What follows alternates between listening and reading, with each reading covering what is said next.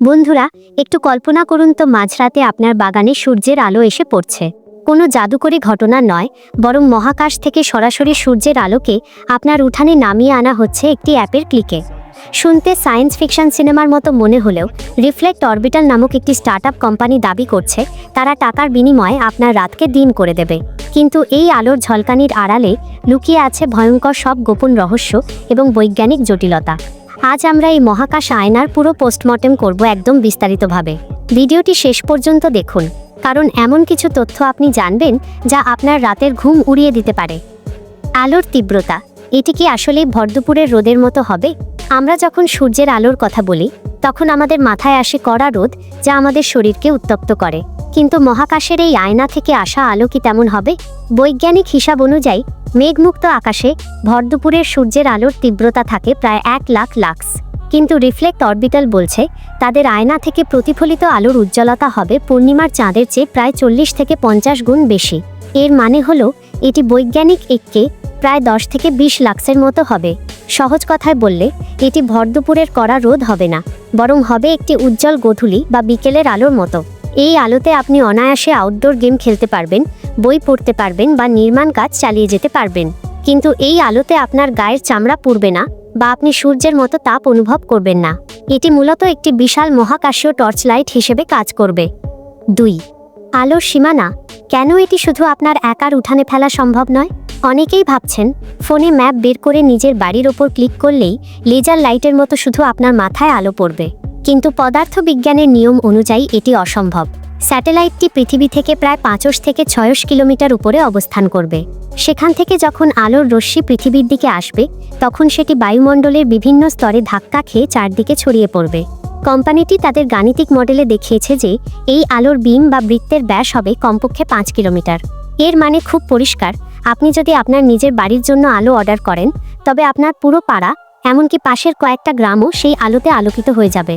এখন প্রশ্ন হচ্ছে, আপনার যদি আলোর প্রয়োজন হয় কিন্তু আপনার প্রতিবেশী যদি অন্ধকারে ঘুমাতে চান, তবে সেই অধিকার কি লুণ্ঠিত হবে না? এই প্রাইভেসির বিষয়টি নিয়ে বিশ্বজুড়ে এখন বড় বিতর্ক শুরু হয়েছে। 3. মেঘের দেয়াল। প্রকৃতির কাছে কি প্রযুক্তি হার মানবে? সৌরশক্তির সবচেয়ে বড় শত্রু হলো মেঘ। রিফ্লেক্ট অরবিটালের এই প্রযুক্তিটিও তার বাইরে নয়। এটি কোনো শক্তিশালী লেজার বা রেডিও তরঙ্গ নয় যে মেঘ ভেদ করে চলে আসবে। এটি সাধারণ দৃশ্যমান আলোর প্রতিফলন মাত্র। যদি আকাশে ঘন কালো মেঘ থাকে তবে মহাকাশ থেকে আসা আলোর রশ্মি সেই মেঘের ওপরের স্তরেই আটকে যাবে। ফলে আপনি নিচে অর্ডার করা আলোর বদলে বড়জোর একটি ধূসর বা ফ্যাকাসে আভা দেখতে পাবেন। অর্থাৎ বৃষ্টির দিনে বা কুয়াশাচ্ছন্ন রাতে এই বহুমূল্য প্রযুক্তি আপনার কোনো কাজেই আসবে না। কোম্পানিটি এখনও নিশ্চিত করতে পারেনি যে আকাশ মেঘলা থাকলে তারা গ্রাহকের টাকা ফেরত দেবে কিনা। এটি এই ব্যবসার জন্য একটি বিশাল বড় চ্যালেঞ্জ। 4. বাস্তুতন্ত্রের ধ্বংসাত্মক পরিবর্তন। পশু পাখির মরণ ফাঁদ।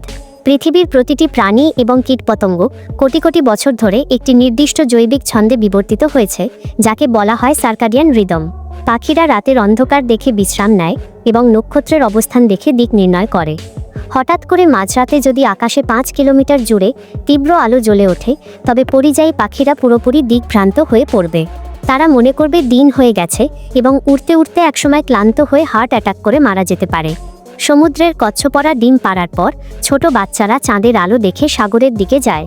কৃত্রিম আলোর কারণে তারা উল্টো দিকে গিয়ে মারা পড়বে। এই প্রযুক্তি যদি ব্যাপকভাবে ব্যবহৃত হয় তবে আমাদের চারপাশের জীববৈচিত্র্য পুরোপুরি ধ্বংস হয়ে যেতে পারে। 5. জ্যোতির্বিজ্ঞানের মৃত্যু। অন্ধকার আকাশ কি চিরতরে হারিয়ে যাবে? আমরা যারা রাতের আকাশে টেলিস্কোপ দিয়ে নক্ষত্র দেখি বা গ্যালাক্সি নিয়ে গবেষণা করি তাদের জন্য এটি একটি অভিশাপ। মহাকাশ বিজ্ঞানীরা মহাবিশ্বের গভীরতম রহস্য উন্মোচন করেন খুব ক্ষীণ আলোর কণা বিশ্লেষণ করে। আকাশে যদি হাজার হাজার উজ্জ্বল আয়না সারাক্ষণ ঘুরতে থাকে তবে তাদের প্রতিফলন টেলিস্কোপের সেন্সরগুলোকে অন্ধ করে দেবে। একে বলা হয় লাইট পলিউশন বা আলোক দূষণ। এর ফলে মহাকাশ গবেষণা অন্তত 50 বছর পিছিয়ে যেতে পারে। সাধারণ মানুষ হয়তো আর কখনোই খোলা আকাশে মিল্কি ওয়ে গ্যালাক্সি বা কালপুরুষ নক্ষত্রমণ্ডলী নিজের চোখে পরিষ্কার দেখতে পাবে না। 6. উদ্ভিদের ওপর প্রভাব। গাছ কি ঘুমাতে পারবে না? মানুষের মতো উদ্ভিদেরও বিশ্রামের প্রয়োজন আছে। গাছপালা দিনের বেলা সালোক সংশ্লেষণ প্রক্রিয়ায় খাবার তৈরি করে এবং রাতে তাদের বিপাকীয় কাজ সম্পন্ন করে। যদি রাতেও তাদের ওপর কৃত্রিম সূর্যের আলো ফেলা হয় তবে গাছ বিভ্রান্ত হয়ে বিশ্রাম না নিয়ে ক্রমাগত কাজ করতেই থাকবে। এতে গাছের টিস্যুগুলো দ্রুত বুড়িয়ে যাবে এবং গাছটি অকালে মারা যেতে পারে। এছাড়া অনেক ফুল আছে যা শুধু রাতেই ফোটে এবং বিশেষ পোকা বা বাদুড়ের মাধ্যমে পরাগায়ন করে। রাতে আলো থাকলে এই জীবনচক্র ভেঙে পড়বে, যার ফলে অনেক গাছ আর কখনো ফল দেবে না। 7. মহাকাশ আবর্জনা এবং কেশলার সিনড্রোম একটি মহাজাগতিক বিপদ। পৃথিবীর চারদিকে এখন হাজার হাজার অকেজো স্যাটেলাইট এবং রকেটের টুকরো ঘুরছে, যা ঘন্টায় প্রায় 27,000 কিলোমিটার বেগে ছোটে। রিফ্লেক্ট অরবিটালের আয়নাগুলো হবে অনেক বড় আকৃতির এবং পাতলা। মহাকাশে ঘুরে বেড়ানো ছোট একটি বালুর দানার মতো বস্তুও যদি এই আয়নায় আঘাত করে তবে আয়নাটি ছিন্নভিন্ন হয়ে যাবে। সেই ধ্বংসাবশেষ অন্য স্যাটেলাইটকেও আঘাত করবে এবং একটি চেইন রিয়াকশন তৈরি হবে। বিজ্ঞানের ভাষায় একে বলে কেশলার সিনড্রোম। এর ফলে পৃথিবীর চারপাশে এমন এক আবর্জনার স্তর তৈরি হবে যে মানুষ আর কোনোদিন মহাকাশেই যেতে পারবে না। 8. হ্যাকিং ও ভূ রাজনৈতিক নিরাপত্তা। আলোর অপব্যবহার কি সম্ভব? যে কোনো ডিজিটাল কন্ট্রোল সিস্টেমই হ্যাক করা সম্ভব। যদি কোনো অশুভ গোষ্ঠী এই স্যাটেলাইটগুলোর নিয়ন্ত্রণ নিয়ে নেয় তবে তারা যখন তখন যে কোনো দেশের স্পর্শকাতর জায়গায় আলো ফেলে বিশৃঙ্খলা সৃষ্টি করতে পারে। যেমন কোনো দেশের জেলখানা বা সামরিক ঘাঁটির ওপর সারারাত আলো ফেলে রাখা।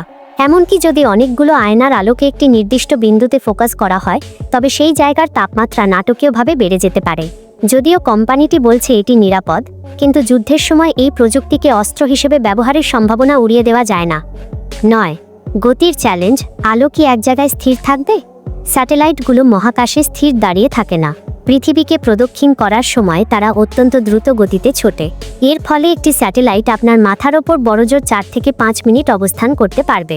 এখন প্রশ্ন হলো, আপনি যদি একটানা 1 ঘন্টা আলো চান তবে সেটি কিভাবে সম্ভব?